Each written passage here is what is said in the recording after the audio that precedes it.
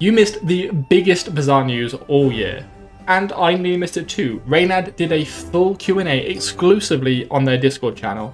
Fortunately, I'm here to cover anything you might have missed and speculate on what all of this means. Speaking of speculation, one of the first things he shot down was around blockchain integration.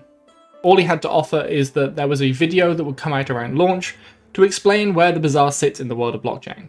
But to be fair, with the massive nosedive of Web3 and crypto, etc., but to speculate any further wasn't useful.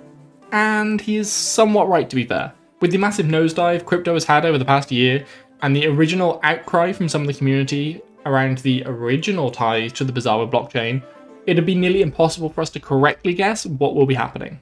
That being said, we know that a lot of the investors in Series B and perhaps beyond had ties to blockchain, Web3, etc., so I would expect some sort of tie-in.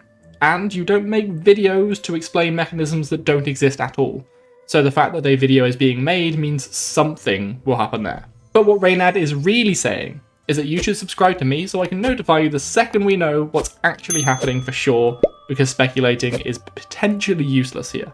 The funding that brought some of that crypto money in was a huge success though, as he confirmed it, saying it allowed them to scale up to 50 people around thereabouts in the studio, and that it will comfortably help them ship the game. Esports came up again, and it seems like they are sticking with their previous plan to not develop the esports scene themselves, but allow and perhaps even help fund third-party esports to take off in the Bazaar world. As a huge esports fan myself, with experience running grassroots leagues for other titles that we will not speak of in this channel again, if you know you know, it'd be safe to assume that I'll get involved somehow. So make sure you join our Discord server, link in the description below, if that is something you are looking forward to. Fortunately, we won't have to fight them, just to let us run tournaments, like Nintendo with Smash. Right, now let's take a look at some of the mechanics that have changed since we last saw the Bazaar. Previously, you had the option of choosing a weaker or harder opponent at the end of day, which would also have an impact on your rank, but that was removed as the choice would be apparently misleading. I guess either the lack of information about the enemy board that potentially threw you off, or what I think is happening here is just that sometimes the harder opponent would actually be weaker because of matchup bias, so you'd be gaining more rank from a lucky roll fighting a technically very easy opponent.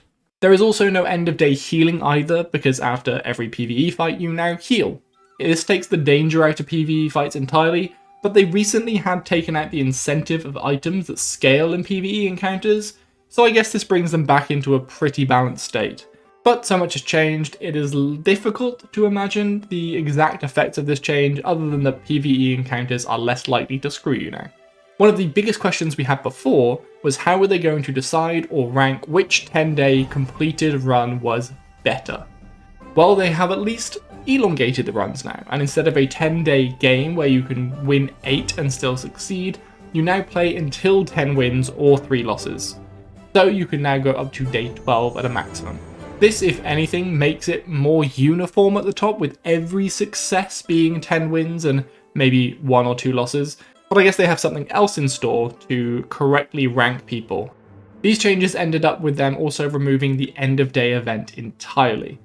You will now just get a regular event choice before your fight. As there are potentially more days, they made the days themselves shorter, and that meant removing the end of day event in favour of keeping the regular events that let you build up your board and are effectively the heart of the game.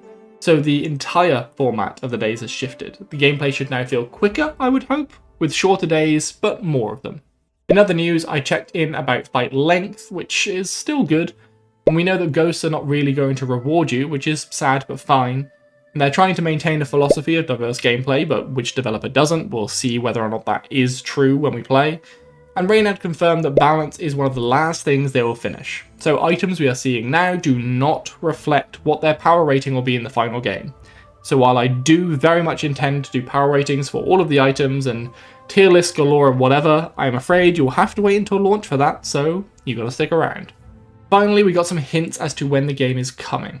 This is again speculation, but while Reynad and the PR team behind him do their job to make sure they don't leak dates, my job is to speculate when all of this is happening anyway.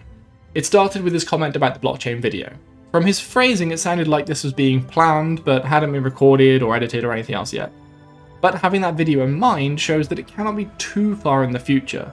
that it gets recorded. And that got me thinking. If we cast our mind back to the Roost days of content completedness, around when the game was going to be launching and beta was going to be coming, then we can speculate that as we see more gaps in their content be filled, that we are getting much closer to the game being released. With that in mind, almost all of the regular fancy and shiny items have their art in the game, and most of the animated versions of cards are also in. While the hundreds of art pieces is an impressive feat, what I read from this is that they've even started animating the majority of items, which was previously said to be one of the last things they would implement. Another thing they said would be one of the last pieces to be added to the game was the VFX, and while there is room for improvement here, it does sound like it has been implemented, although they do want to improve it with the next architecture upgrade. This is the type of stuff I do for a day job, so I know it can be slow and tricky, but with new releases, like an entirely new game, it's much easier to introduce a new architecture than with an older game. So, depending on the level and number of architects, this can be more than a month away if the CEO is already talking about it. And finally, Reynad has been playing a lot of Mac recently. Mac Boys Rejoice, the character many of us thought might end up being released after launch, is being played a lot. And he is getting at least his second version for testing soon. So he's been playable for a while. This is really the biggest sign for me that the game is really coming soon. All of the other times we heard game soon, there were maybe 2 or 3 playable classes, all with default art, no VFX and wonky builds. This sounds a lot more like a nearly finished game, with almost all art added, all the classes added, and VFX one of the final pieces in the puzzle in their crosshairs. And when we do finally get in, we'll all get in together.